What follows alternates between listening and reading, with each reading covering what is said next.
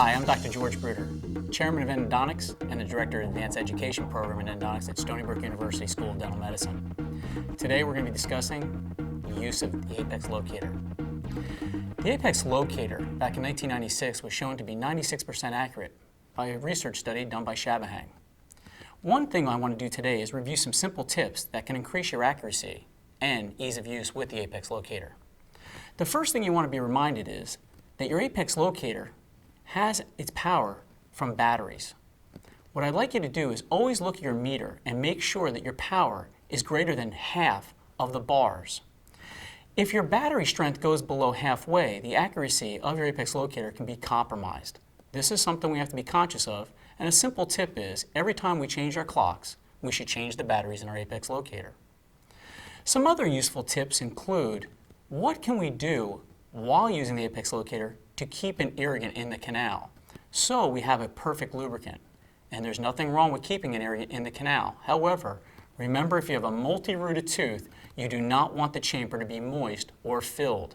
This could trick the Apex Locator into thinking that it's in more than one canal, especially in a multi-rooted tooth like a molar. Also, many of us have to be aware of the fact that the metal of the file can connect with large restorations and/or crowns.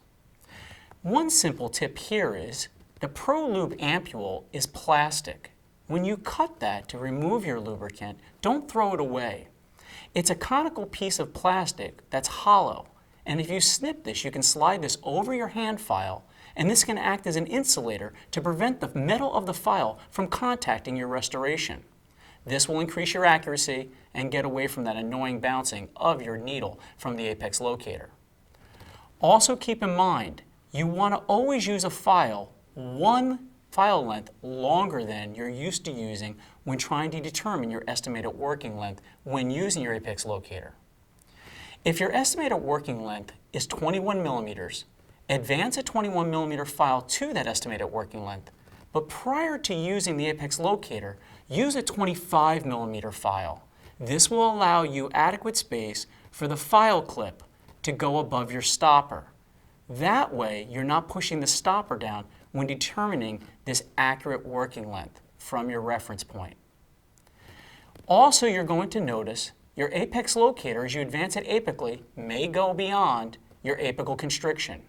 As mentioned before, I want you all to remember to remove that file by turning it counterclockwise back into the canal. This will allow you to advance it back to the working length without destroying the apical constriction.